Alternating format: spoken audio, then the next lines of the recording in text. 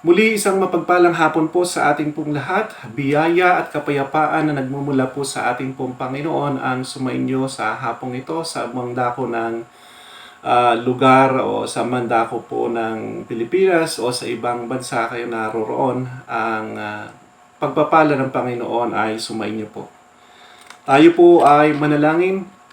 Amang banal sa pangalan ni Jesus, maraming salamat po sa iyo pong biyaya na aming pong tinanggap sa buong maghapon na ito.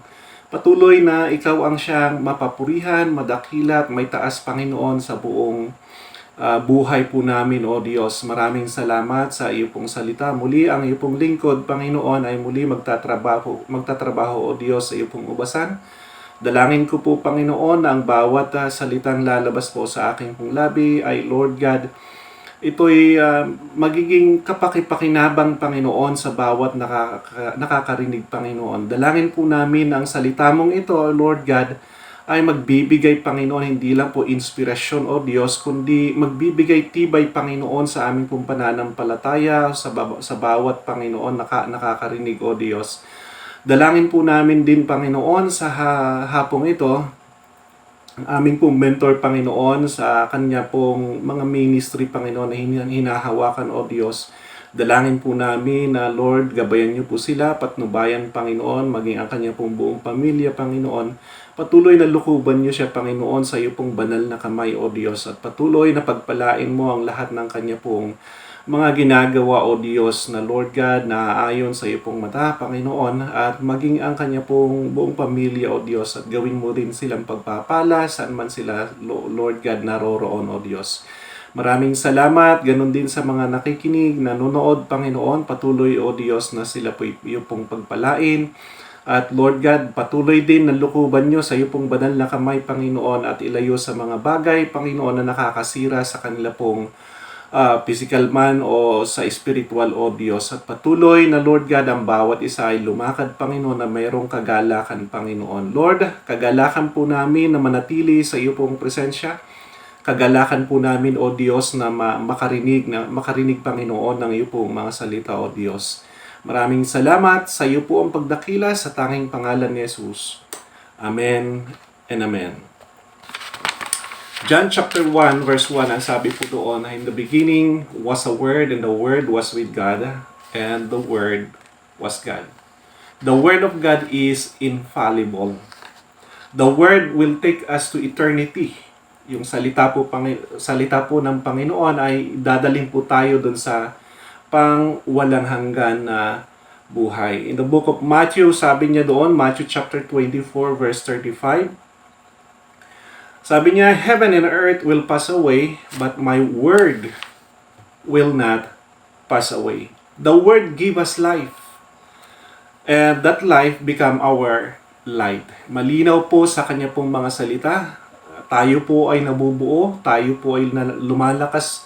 At maging sabi din po sa kanya pong salita na ang kanya pong salita ang tao po ay hindi lang nabubuhay sa pamamagitan po ng mga tinapay na ating pong kinakain o mga kinakain natin pang araw-araw for physical, but ang tao rin po ay nabubuhay sa pamamagitan ng kanyang mga salita na lumalabas po sa kanya pong labi. Sabi pa niya dito is, the word we receive will make us,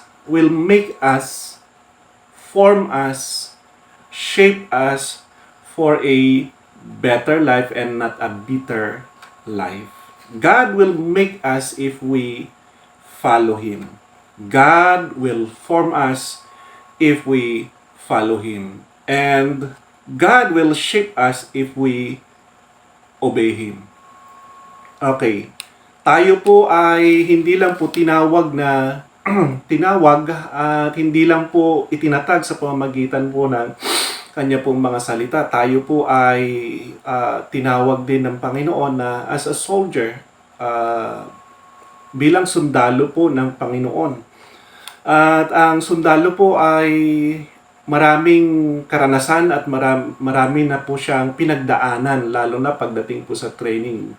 At ganun din po sa church, kung tayo po ay nasa church, ay ito yung proseso po na tayo po ay magiging sundalo ng Panginoon. Hindi lang as a family, But ay protector po tayo ng ating pong buong church or the church as a family.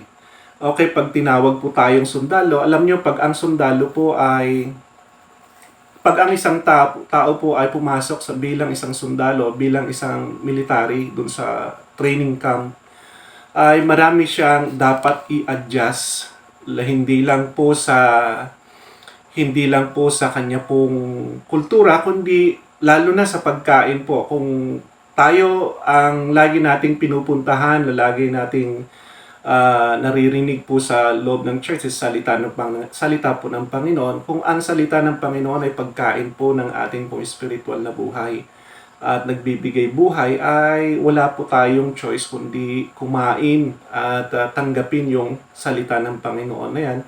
Kasi siya yung magpoporma po sa atin, mag-shape sa atin. At yan ay, yung salita na yan ay siya rin magpapatatag po sa atin. So bilang isang sundalo ay doon mo matututunan kung paano yung bang, kung tayo po ay kumakain sa loob po ng bahay sa ating pong pamilya, di ba nagagawa po natin yung lahat ng posisyon na kung gusto natin kumain.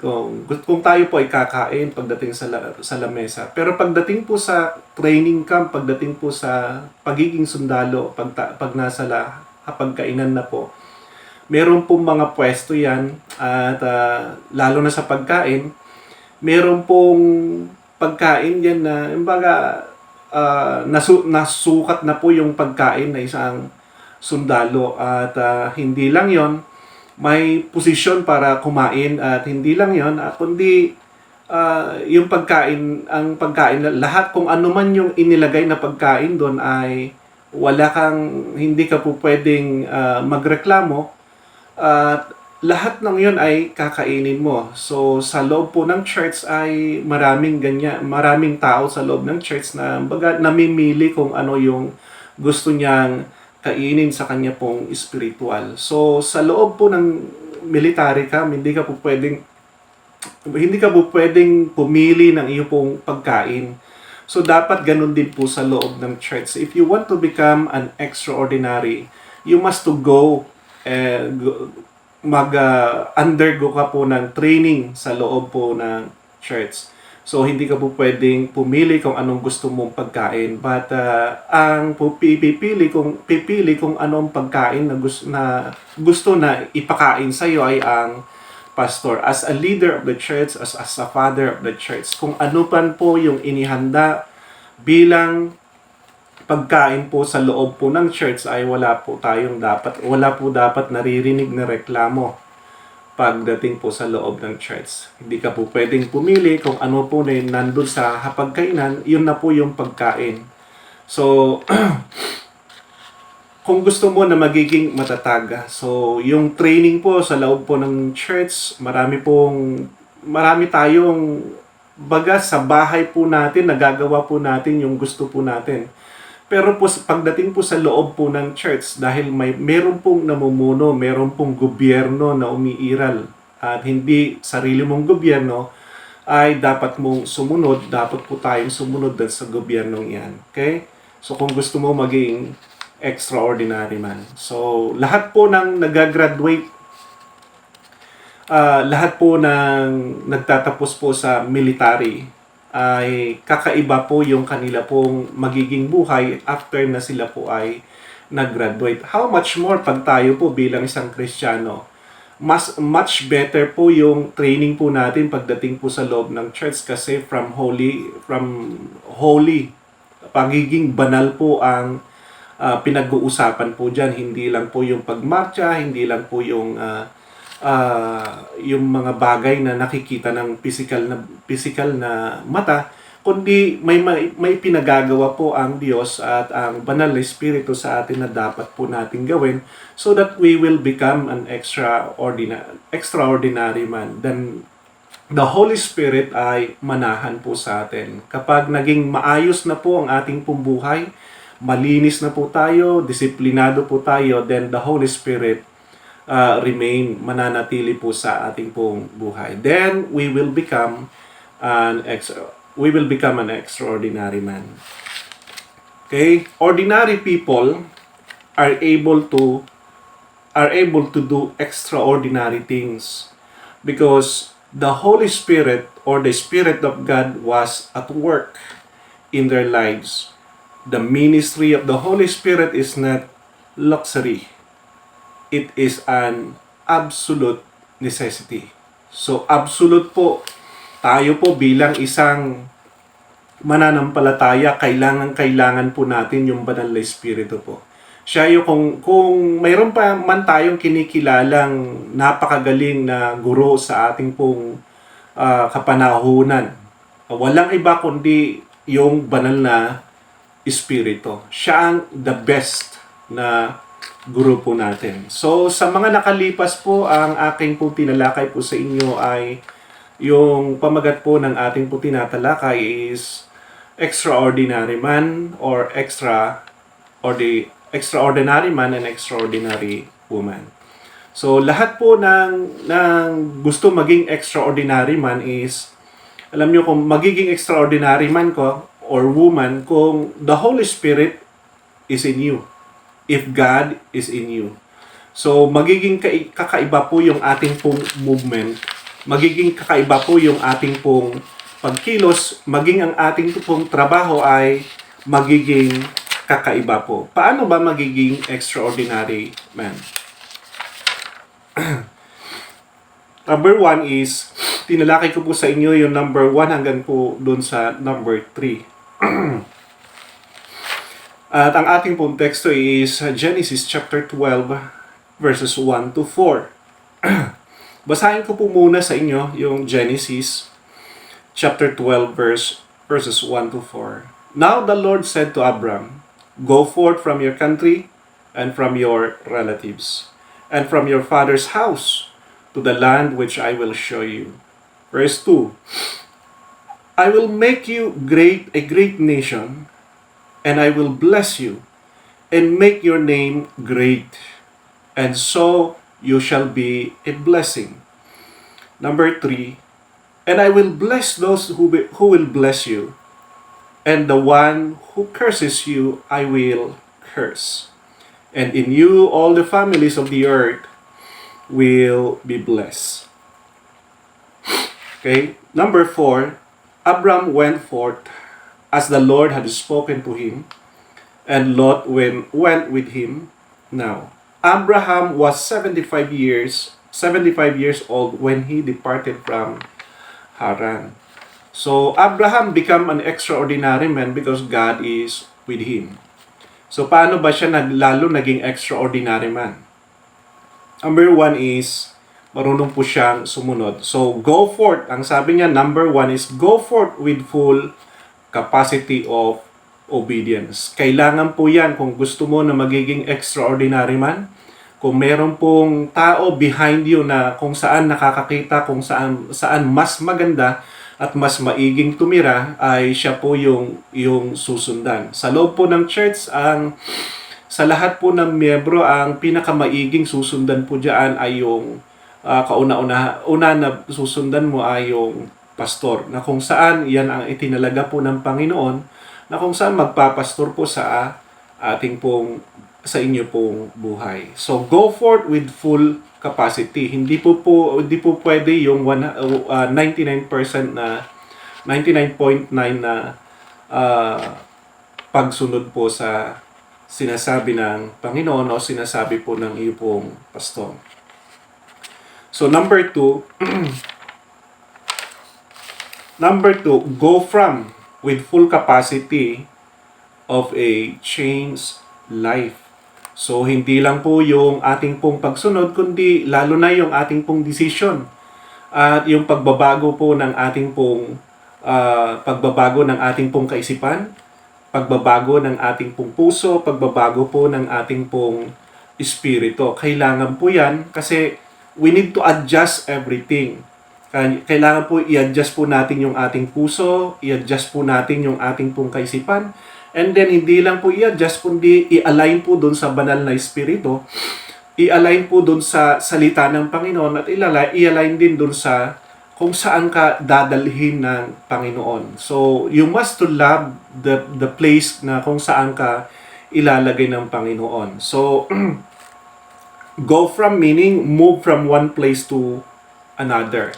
So, dun sa una po ay sabi niya doon, go forth means go away from a place. So, kay Abraham, hindi po madali na gawin ito kasi doon sa lugar na kung saan siya naninirahan, okay na kung titingnan nyo si Abraham at babasahin po natin, maganda na ang kanya pong pamumuhay doon sa lugar na kung saan siya nananatili. Pero ang Diyos ay nagsalita sa kanya. So, bagaman maganda, kung ang Diyos ang nagsalita at Diyos ang nagpapaalis sa'yo, then you must to go away from that place and go to a place no, kung saan niya gustong ilagay.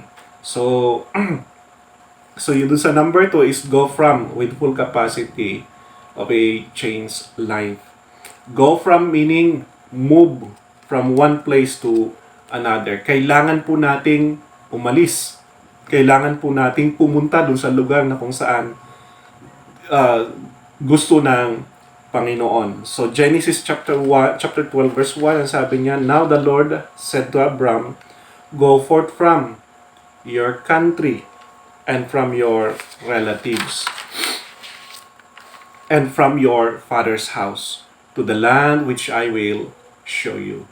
So maganda po yung bagaman maganda na po ang kanya pong pamumuhay, kung ang gusto ng Panginoon ay ilalabas ka, ilalagay ka doon sa isang lugar na kung saan mas maigi, alam ng Diyos na mas maigi para sa iyo. Hindi na po tayo pwedeng mag-atubili o hindi na po tayo dapat mag-alinlangan kasi kung ang Diyos ang nagsabi, mas maigi po. Bagaman po good na po yung standing po natin dun sa lugar na kung saan tayo nakatira, then alam ko from good to better ay ang gusto ng Panginoon. So from dun sa pagiging success po natin ay lalo pa tayong magiging successful if God is sending us to a place na kung saan gusto niya na tayo po ay lumago. So, wag po tayong magbatigas, wag na po tayong wag na po maging matigas ang ating pong puno. Number 3 is go to with a clear mental blueprint. So, malinaw po yung sinasabi po ng Panginoon.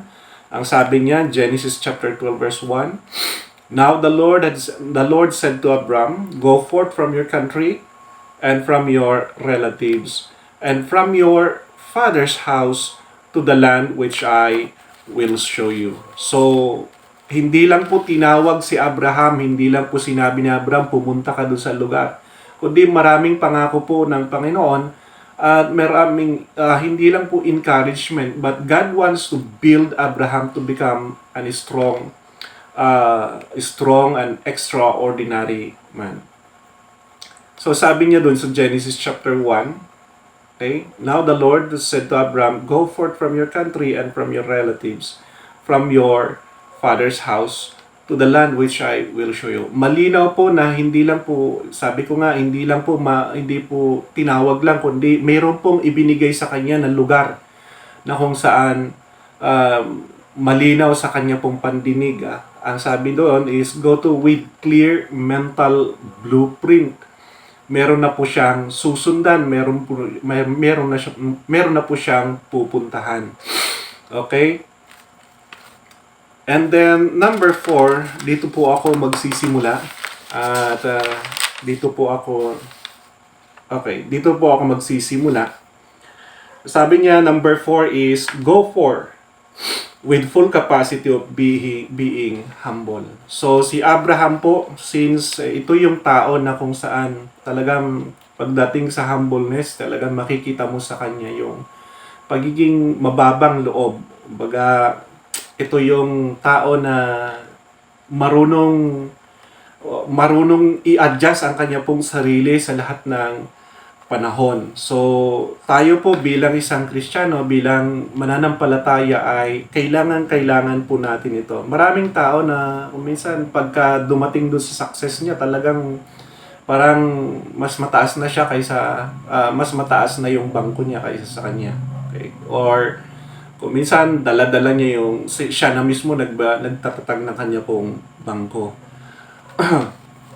So, go for the purpose. Ang sabi ng Diyos, go forth. Go for. Means go for the purpose. Hindi lang po siya pumunta doon, hindi lang po magpayaman o hindi lang po magparami ng mga kayamanan o magparami ng angkan, kundi may purpose po yung kanya pong pupuntahan. At ang purpose na yan ay nagmumula po sa Panginoon. Mahirap po na ang layunin lang po natin ang ating pong sinusunod o layunin lang po natin yung ating pong gagawin. Tiyakin po natin na yung purpose natin ay purpose na yan ay nagmumula po sa Panginoon. In Genesis chapter 12, verse 2.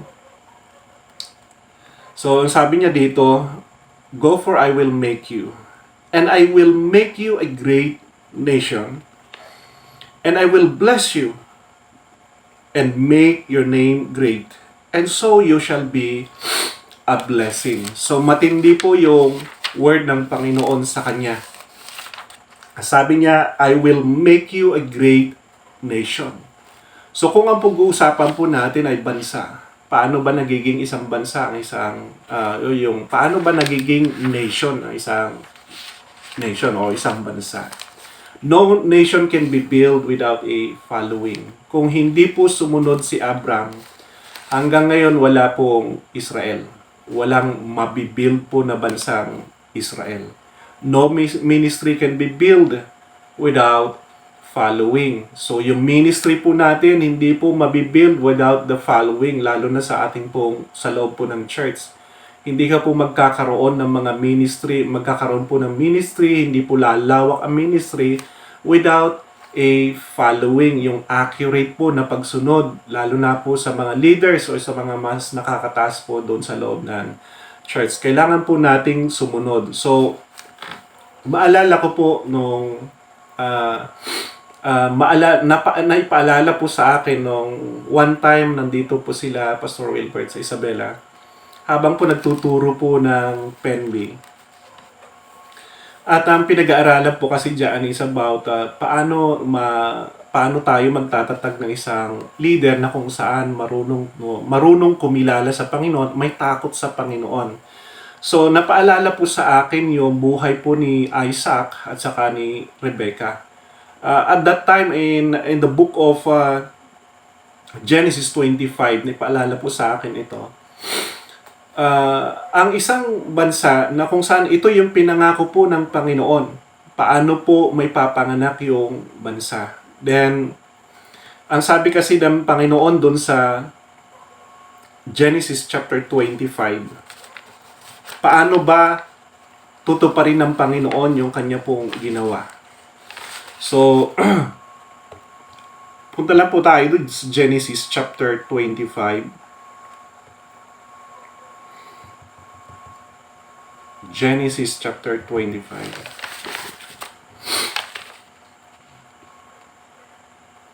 Verse 23.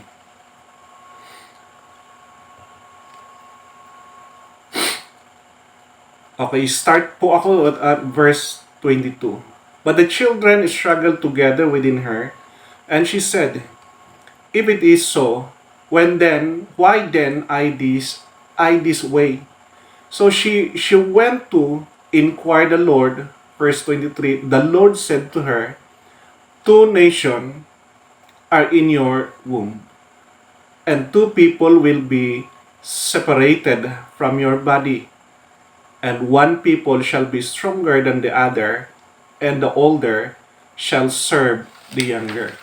So,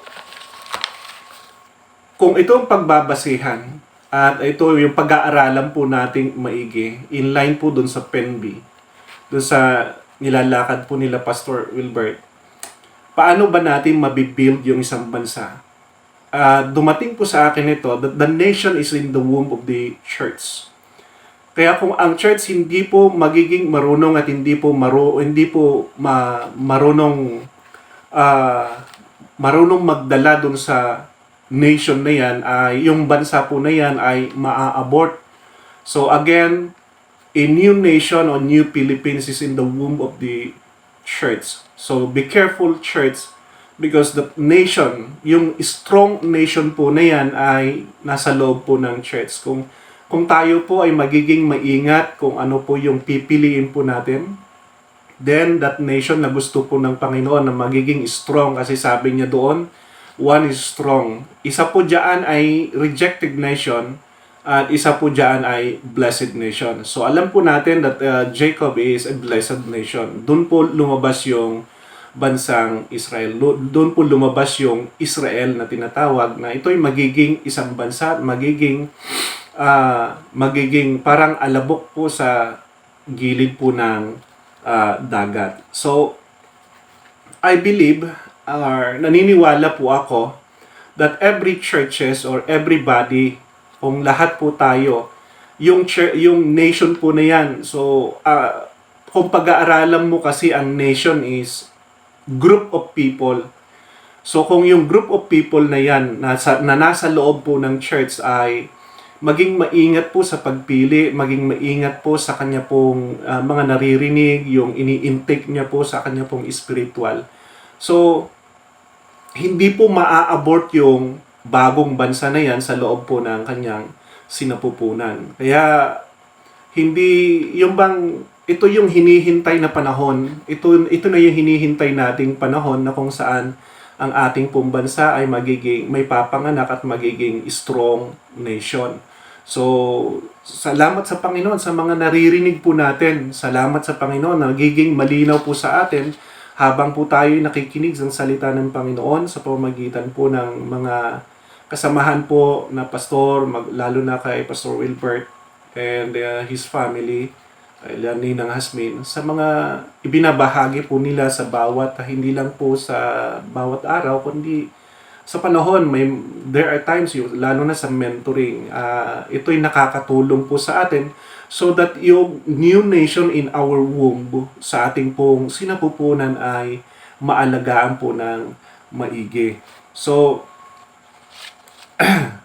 ang sabi doon po, let's go to the book of Matthew chapter 4, verse 19 to 20. Come, follow me, Jesus said, and I will make you fishers of men. And one day, once they left their nets and follow Him. So, kung tayo po ay tinawag ng Panginoon, gaya po ng pagtawag nung dumating po, nung bababa po at i-send po ng Diyos yung kanya pong kaisa-isang anak. Pumili po siya ng isang babaeng birhen. Sabi niya, mapalad ka dahil ikaw yung magsisilang ng bagong hari at maghahari sa bagong hari at kaya siya yung maghahari, maglilid po sa atin. Siya rin po yung tutubos sa ating pong kasalanan. So,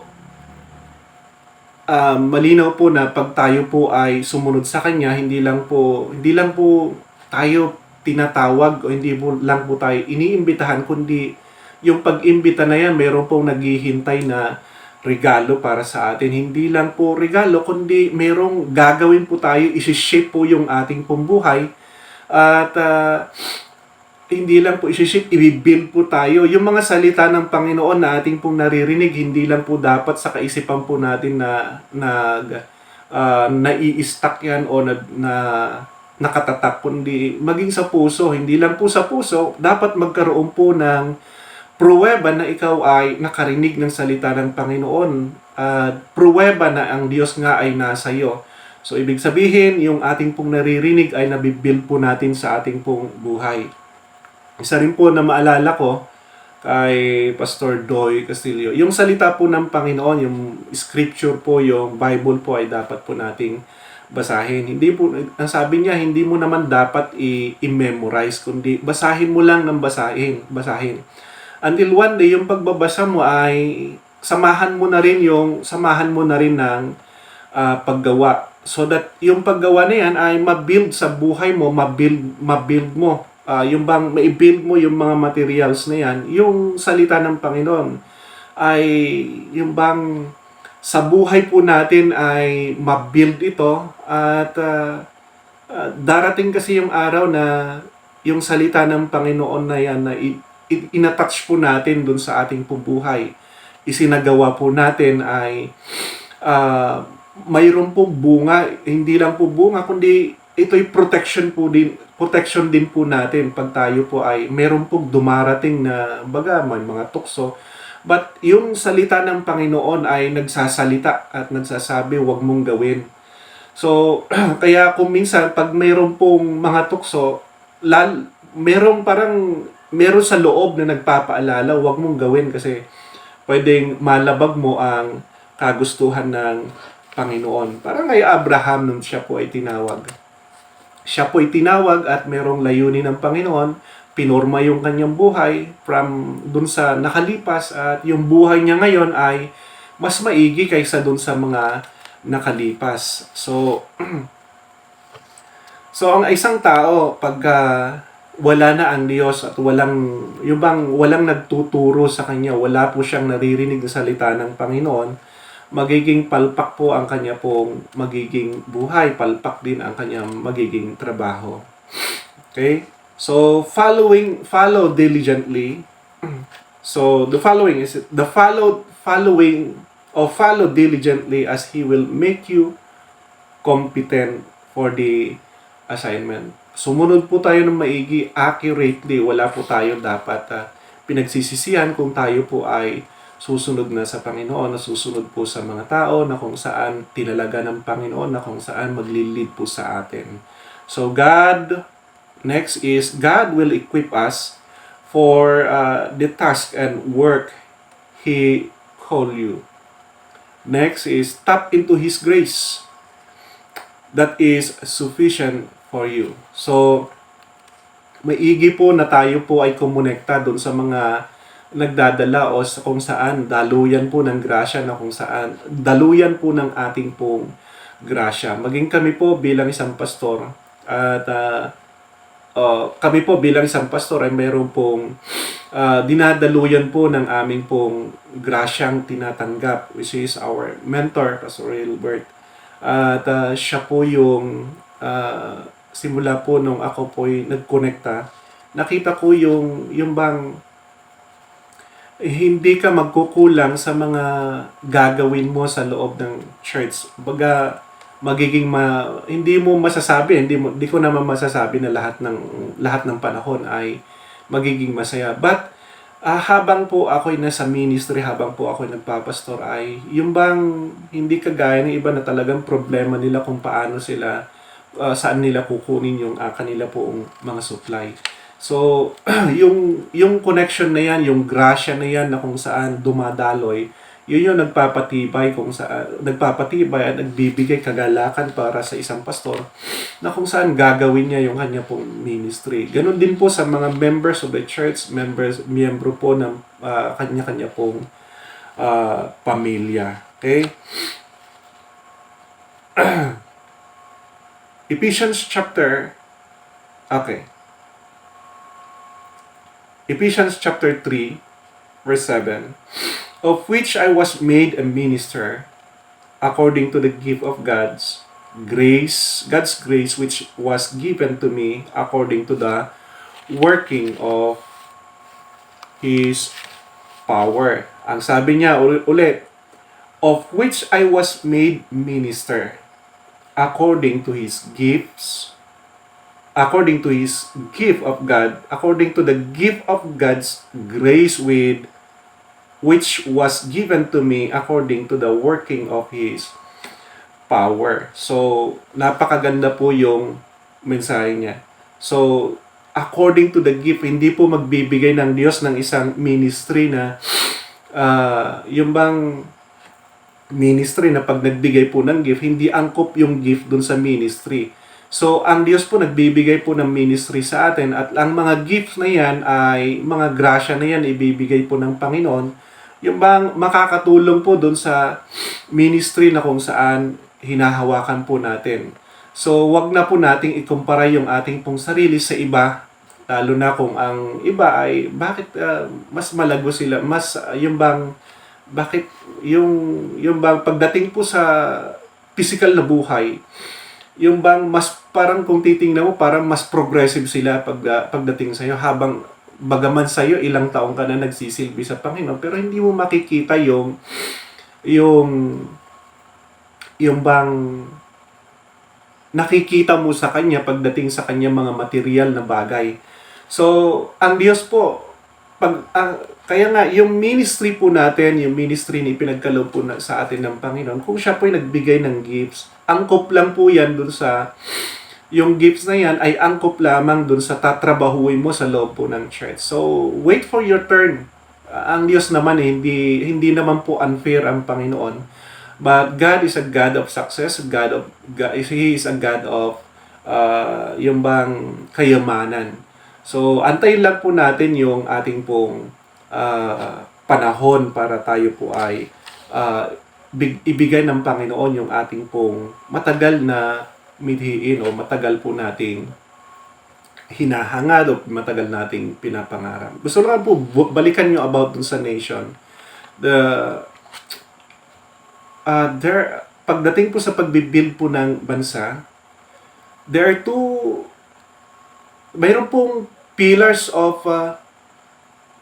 on how to build a nation. Number one is yung family. Isang pillars of a nation is yung family. And then, after the family is a tribes. Okay? So, number 5 is go up with full potential. Kailangan po natin ito with full potential, kakayanan. Kaya nga po tayo tinitrain sa loob ng church hanggang sa makuha natin yung bang tibay ng ating pong spiritual na buhay hanggang sa dumating sa panahon na kaya nating ipaglaban po yung ating pong ipaglaban yung salita ng Panginoon na ating pong tinanggap. Full potential. Go up. So, means tayo po dapat ay lumago. That means na habang tayo po ay nakikinig ng salita ng Panginoon, tayo po ay yung bang makakitaan po ng paglago, hindi lang po sa physical na buhay, kundi kakitaan ng paglago pagdating po sa spiritual na pamumuhay, sa pananampalataya, sa pakikinig po ng salita ng Diyos, yung kapasidad po natin pagdating po sa pagtanggap ng salita ng Diyos at pag-unawa sa salita ng Panginoon. Kailangan po natin iyan. In Genesis chapter 12 verse 2, ang sabi niya doon, "Go for I will make your name great.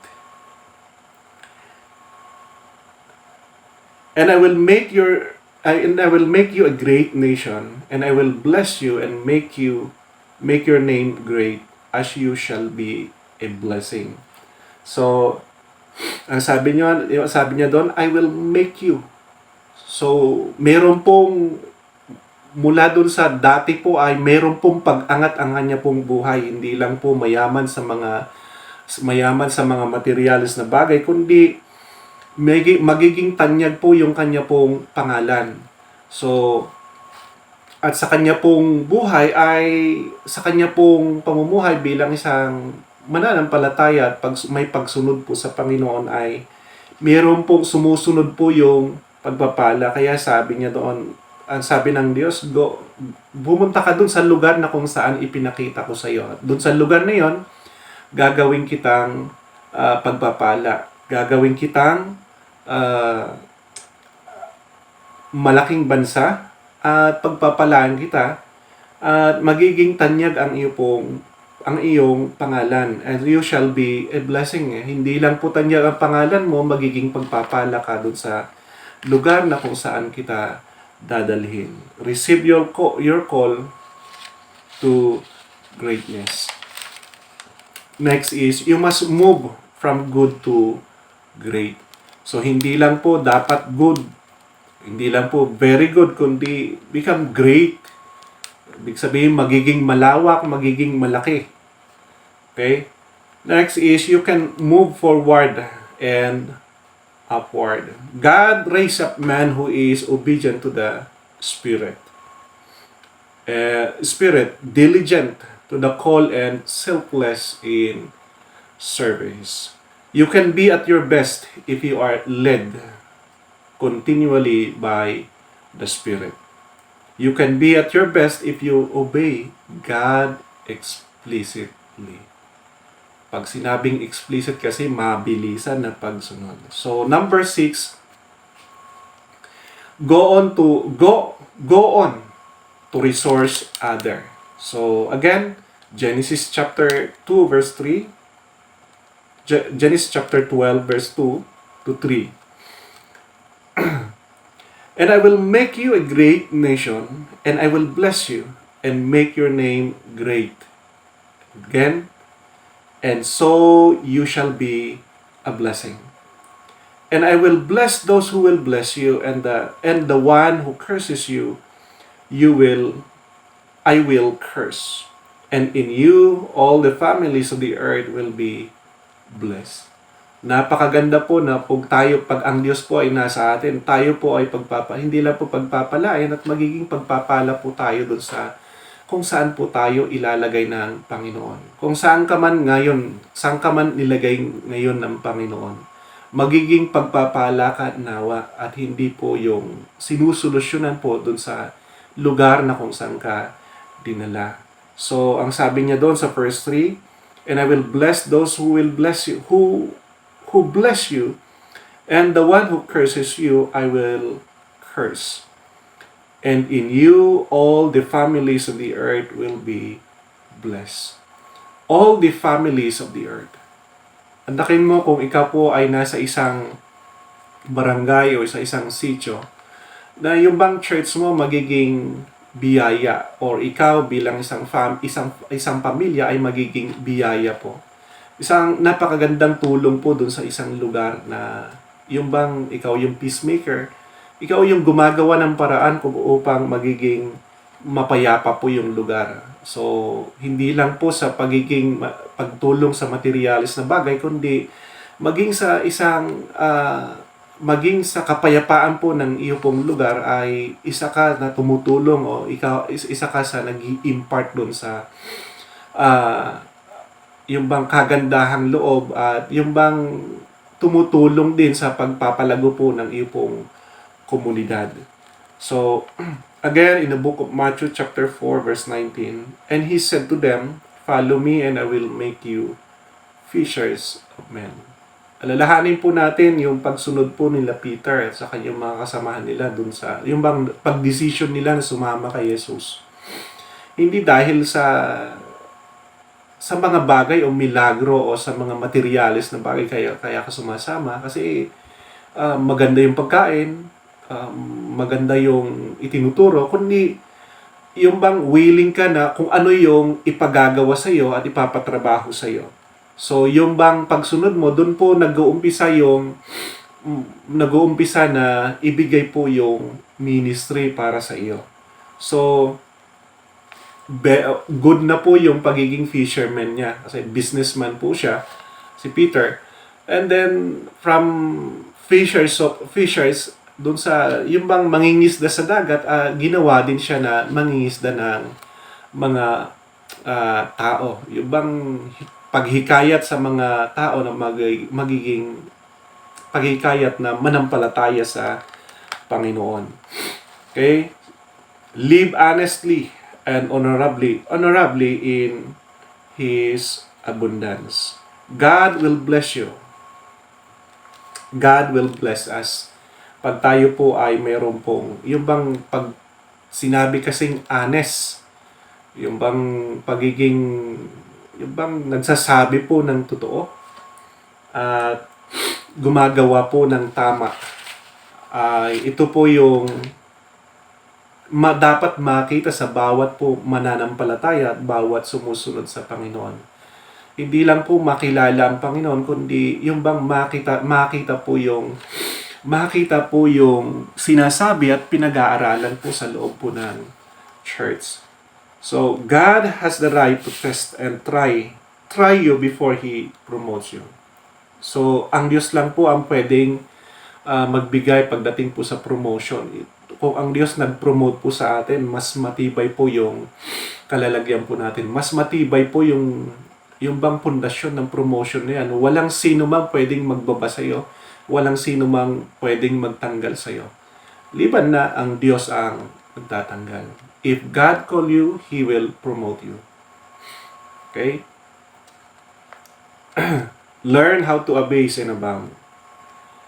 Giving and forgiving and thanksgiving all come from magnanimous, honest heart. Okay? The last po is number 7. Go as the Lord has spoken. Genesis chapter 12, verse 3 to 4. And I will bless those who will bless you, and the one who curses you, I will curse. So, protection po natin ang Panginoon. And in you all the families of the earth will be blessed. So Abram went forth as the Lord had spoken to him, and Lot went with him. Now Abraham was 75 years old, then he departed from Haran.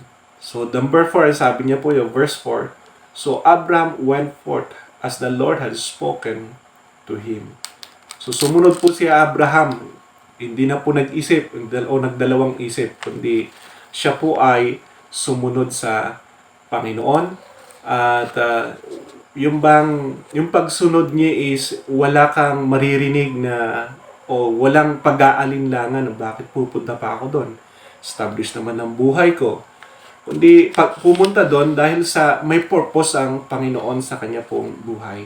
Ganun din po sa atin. Lahat po tayo, kung tayo po ay tinuturuan kung paano manampalataya ng tama, kasi may purpose din po ang Panginoon. Yung pananampalataya na yan, may mabisa po yan pagdating po sa Panginoon. Maraming pwedeng gawin, maraming pwedeng mangyari. Higit po sa ating pong iniisip, higit pa sa ating pong inaakala ang pwedeng mangyari. Parang kay Abraham, nanampalataya sa Diyos, sumunod sa Diyos, then yung bang nakikita niya, yung mga pagpapala na kanya pong nararanasan, ay wala noon nung hindi pa siya, wala pa yung mga pagpapala na yan nung hindi pa siya sumusunod sa Panginoon. Okay? In the book of Genesis chapter 1 verse 28, sabi niya, God bless them. Ito yung Genesis chapter 1 verse 28, ito yung biyaya po ng Panginoon. Tatrabahuin po ng bawat tao na kung saan tinawag po ng Panginoon, pinili at pinorma ng Panginoon, at inilagay dun sa lugar na kung saan niya ginawa. At siya mismo yung architect, siya mismo yung builder. So, magiging maganda po yung pamumuhay po natin doon sa lugar na kung saan tayo ilalagay po ng Panginoon. Tiyakin po natin na yung pagsunod po natin ay hindi po yung 50%, kundi tiyakin din po natin na yung katrabahuin po natin, matrabaho po natin ng tama, matapos din natin sa tamang panahon. Kagaya po nung pagbigay po ng Panginoon, yung bang nung si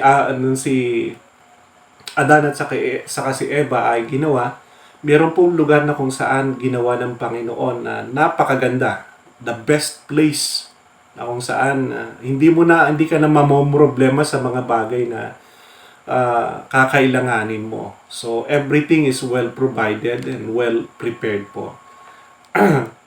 Ano lang po yung magiging trabaho nila Adan sa Eva. In the book of Genesis chapter 1 verse 28, ang sabi niya, God blessed them and God said to them, be fruitful and multiply and fill the earth and subdue it and rule over the fish of the sea and over the birds of the sky and over every living thing that moves on the earth. Ang mahirap lang kasi nung dumating sa point, lalo na sa panahon po natin, maraming nilalang ng Diyos na ginawa ng tao. Nilalang ng Diyos na kung saan ang tao naman ay, yung nilalang na yan ay sinamba ng Panginoon. May sumasamba sa mga kahoy, sumasamba sa mga nilalang na yan ng Diyos.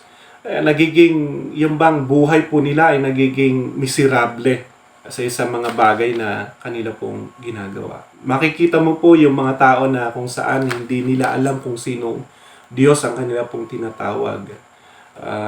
magiging hindi po maganda yung kanila pong pamumuhay. Relationship sa Panginoon, magiging malayo po. So, ang sabi ng Panginoon, God blessed them and God said to them, be fruitful. Pag sinabi ng Diyos na magiging magbubunga ka, dapat kang magbunga. Kasi the Lord expect din, pagka ikaw ay nilagay ng Panginoon sa isang lugar, itinanim ng Panginoon sa isang lugar, ni-expect din po ng Panginoon na ikaw ay magbubunga. So, kung ikaw may expectation ka sa Panginoon na ikaw ay pagpapalain, dapat yung bang magkaroon ka rin, ikaw din dapat ay magbunga at gawin mo yung kanya pong ginagawa. Lalo na tayo po ay dadaan sa proseso ng Panginoon. And multiply and fill the earth and subdue it and rule over the fish of the sea and over the birds of the sky and over everything, every living thing that moves on the earth. Tayo bilang nilalang ng Panginoon, kakaiba tayo sa lahat ng nilalang ng Panginoon, ay tayo po ay mas kakaiba. Dapat ipakita po natin pagdating po doon sa lugar po natin ay makita yung pagiging kaibahan po natin bilang isang mananampalataya, bilang anak ng Panginoon at pinananahanan ng Banal na Espiritu ay makita po yung kaibahan natin para sa kanila. Lalo na sa ating pong komunidad na hindi po yung hindi maganda na yung bang makita yung tinatawag na Diyos o makita natin makita sa iyo yung pagkilos o yung bunga na kung saan ang Diyos ang makita yung pagkilos ng Panginoon sa buhay mo bilang isang mananampalataya. If you want to become an extraordinary man, if you want to become like Abraham, then gawin po natin yung halimbawa. Kaya napakaganda po na inaisulat po yung buhay po ni Abraham so that yung buhay na yan ay magiging ehemplo, hindi lang po ehemplo, pattern po natin sa ating pong pamumuhay bilang isang Kristiyano. So kung si Abraham po nagawa niyang sumunod sa Panginoon bilang kagaya po natin, siya po ay may buto, may laman, mayroong dugo, kumakain din kagaya ng kinakain din natin, pwede rin po nating sundin at gawin yung kanya pong ginawa. So, kung nagawa po natin yung kagaya ng pananampalataya niya, kagaya ng pagsunod niya, then we will become extraordinary man. Kung si Abraham nakahalubilo niya ang Panginoon, na-encounter niya ang Diyos. Pati rin po tayo, maging tayo rin po, ma-encounter din po natin ang Panginoon. Depende na po yan sa ating pong desisyon, sa ating pong pagsunod, yung decision po natin, yung ating pong pagsunod, yung lawak ng ating pong kaisipan, lawak ng ating pong pangunawa sa lahat ng ginagawa ng Panginoon sa ating pong buhay, lalo na sa mga susunod pong mga araw, ay merong kakaibang gagawin ang Panginoon. So, hindi po ako naniniwala na darating ang Panginoon na darating sa iyo na hindi mo alam. Ipapaalam ng Diyos. Parang kay Abraham, di ba, nung susunugin po yung Sodom and Gomorrah. Pinaalam ng Diyos kasi yung standard ng Panginoon, yung standard ng pamumuhay na gusto ng Panginoon sa buhay ni Abraham ay nasunod po niya. So, Abraham become an extraordinary man. He will become a blessing. Doon sa lugar na kung saan niya siya pumupunta, lahat ng siya yung magiging solusyon sa mga lugar na kung saan dinala ng Panginoon. So, kung saan tayo dinala ng Panginoon, naniniwala po ako na nandun din ang Panginoon. Ang kagandahan niya, nung si Abraham po ay tinawag at pinapunta dun sa isang lugar na kung saan gusto ng Panginoon, ay naroon ang Diyos at nangungusap ang Diyos sa kanya pong buhay at sa kanya pong pamilya. Hindi po siya pinabayaan ng Panginoon. So, ganun din po sa atin kung paano po sumunod si Abraham. At ano po yung naging buhay. Hindi man perfecto na magiging kagaya po natin. At magiging pantay po natin. But dapat nating mahigitan. Parang sa mag-ama lang yan eh.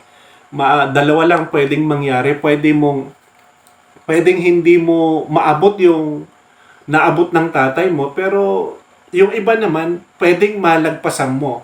So, wala pong tay, kundi pagdating dyan sa mga bagay na yan. Kasi pag tayo po ay sumusunod sa Panginoon, tayo po ay sumusunod sa pastor, maaaring yung pastor po natin ay yung bang naririnig po natin lagi, o baga yung maaaring yung pastor po natin ay hindi po nakapag-aral, pero merong pinagpagawa ng Panginoon sa kanya, hindi natin kayang pantayan, pero pwede nating higitan. Pero wag nating ipagmalaki na tayo nahigitan po natin yung kanyang ginawa. Kundi yung bang tayo po bilang isang Kristiyano ay kikilos ayon lang sa kagustuhan ng Panginoon. So, yun yung bang gusto ng Panginoon at tayo po ay magiging mag-a-accelerate dun sa kanya pong pagkatawag sa atin. Tayo po ay lalago sa kanya po, lalago sa lugar na kung saan tayo tinawag ng Panginoon at magiging dapat kakaiba yung pagtingin din sa inyo. Lalo na dun sa lugar na kung saan ka nilagay ng Panginoon. Sa barangay man, sa syudad ka man, nilagay. So, hindi lang pong kakaiba, kundi magiging tanyag po yung iyong pangalan. So, maraming salamat po sa inyo pong pakikinig. Salamat po sa Panginoon. Salamat din po kay Pastor Wilbert, Ninang Haspin, muli sa oportunidad na pinagkatiwala po sa akin. So, hanggang sa muli po, pagpalain po tayo ng Panginoon. Tayo po manalangin. Abang banal, sa pangalan ni Jesus, kami po ay nagpapasalamat, Panginoon, sa hapong ito, sa aming pong pansamantalang pagtatapos, Panginoon. Lord, sa akin po bilang isang lingkod mo, Panginoon, Lord, natapos ko na naman, Panginoon, ang isang oras, Panginoon, na pagtatrabaho, O Diyos. Dalangin ko po, O Diyos, na ang bawat salita mo, Panginoon, na aming pong pinag-aralan, ay magiging kapakipakinabang, Panginoon, sa buhay po ng bawat isa, Lord God. Hindi lang po ako magiging pagpapala, maging sila, Panginoon, maging pagpapala rin, Panginoon, sila sa lugar na kung saan mo sila dinala, Panginoon. At ganun din, maging sa mga kasamahan kong pastor, O Lord God, na kung saan nagbabahagi sa bawat araw, Panginoon. Dalangin po namin na Lord God yung pagpapalawak ng aming pong karunungan, kaalaman, Panginoon, lalo na sa pangunawa sa mga bago mong pagkilos, O Diyos, sa aming pong henerasyon, O Lord God. Dalangin po namin na Lord, kami po'y lalago, Panginoon, sa bawat pagkilos mo, Panginoon, sa bawat salita mo, Panginoon. Lord God, salamat, Panginoon. Muli sa iyo namin ipinagkakatiwala ang aming pong buhay, ang aming pong pananampalataya, Lord God, na Lord, magiging titibay pa, Panginoon, kahit na kami po'y dumadaan, Panginoon, sa mga lockdown, Panginoon, kami po'y dumaranas ng mga difficult time, Panginoon. Lord, ang salita mo, Panginoon, ang siyang aming pong pag-asa. Ang salita mo, Panginoon, ang magiging sanggalan po namin at magiging, Lord, nagpapatibay, Panginoon, nagbibigay encouragement, Panginoon, sa amin. Salamat po, O Diyos, sa iyo po ang pagdakila, pasasalamat at pasasalamat na walang hanggan sa pangalan ni Jesus. Amen and Amen. Were you blessed with the message today? If so, please like, subscribe, and hit the bell button below for updates. Thank you for watching and see you next streaming.